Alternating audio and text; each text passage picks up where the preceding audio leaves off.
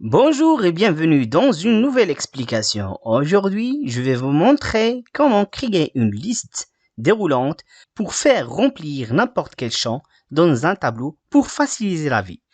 Alors, tout d'abord, comme vous voyez ici, on a beaucoup des champs qui se répètent dans un tel tableau. Par exemple, le genre des clients ou bien des employés et aussi la ville de résidence. Et aussi le poste dans lequel cet homme ou bien cette femme a été employé. Alors, pour faire remplir tout ça, on galère parfois pour écrire homme, homme, homme, ou bien femme, ou bien de répéter quelques mots dans telle cellule. Alors pour cela, on va introduire un concept qui va nous permettre de remplir tout ça avec une méthode plus simple et plus rapide. Alors pour introduire le concept des listes déroulantes, on doit avoir comment fonctionne-t-elle. Par exemple, si on veut une liste qui nous montre les fruits préférés. Par exemple, on écrit ici fruits préférés.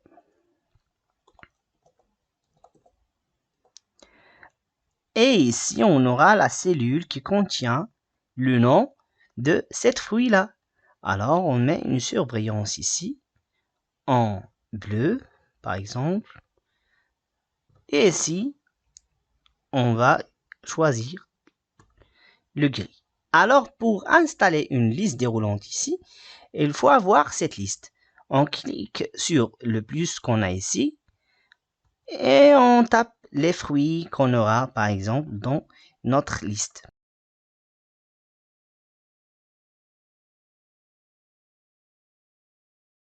On a introduit cette liste seulement pour comprendre le concept. Maintenant, on doit toujours sélectionner la liste qu'on va utiliser et on se déplace ici pour nommer notre liste. On va la nommer fruits. Comme ça. Entrée. Maintenant, la liste est nommée fruits. Pour installer la liste, maintenant, on revient à la cellule et on se déplace sur l'onglet données et exactement sur la validation des données. Et on clique sur validation de données et on choisit liste. Et il faut sélectionner ces deux cochers là et on nomme notre liste fruits. On écrit égal fruits et on clique entrée. Maintenant, j'aurai une flèche ici parce qu'on a déjà créé une liste. Lorsque je clique sur cette flèche, j'aurai les fruits que j'ai déjà créés dans ma liste. Si on a bien compris le concept, en revenant à notre exemple, maintenant, comme vous voyez ici, on a un tableau sans profession et sans ville et sans genre. Pour cela, j'ai déjà créé des listes, une liste des postes, par exemple professeur, professeur auxiliaire et d'autres professions. Le genre, on a les hommes et les femmes. Et la ville, j'ai choisi quelques villes ici pour les citer dans mon tableau. Maintenant, je vous donne un peu de temps pour réaliser cet exercice. Le sexe, je pose la curseur sur la première cellule du sexe. Après, je vais diriger tout droit sur l'onglet données pour cliquer sur la validation des données. Et dans ce cas, je vais choisir, comme on a dit, la liste. Maintenant, lorsque je suis dans la liste sexe, je vais écrire sexe.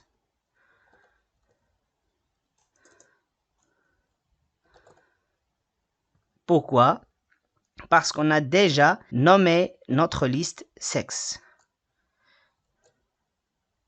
Lorsque je reviens ici, j'aurai le sexe soit femme, soit homme.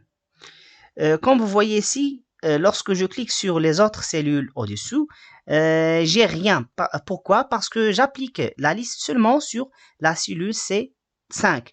Et pour appliquer cette formule sur toutes les cellules, Je dois maintenir le clic sur le curseur lorsque j'aurai ce plus là et je glisse le jusqu'à la fin du tableau. Maintenant, toutes les cellules deviendront des listes, comme vous voyez ici. Maintenant, je peux facilement indiquer si on a ici un homme ou bien une femme. D'accord? Et lorsque, par exemple, j'écris quelque chose d'autre, j'aurai un message d'erreur. Pourquoi? Parce qu'on a déjà indiqué que cette cellule contient une liste. Par exemple, on choisit homme et on choisit ici femme, etc.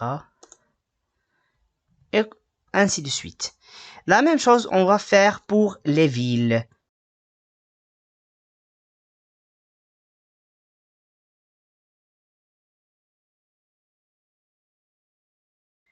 Et comme vous voyez ici, on a les villes de notre choix. Et de la même manière, je vais glisser mon curseur pour avoir sélectionné tout le tableau. Pardon, pourquoi j'ai ça? Parce qu'on a déjà choisi cette ville-là. Et pour cela, pour la modifier, il suffit de cliquer ici et de modifier la ville convenable. Et de la même manière, on fait ça pour les postes. On valide les données avec une liste et on choisit la plage poste.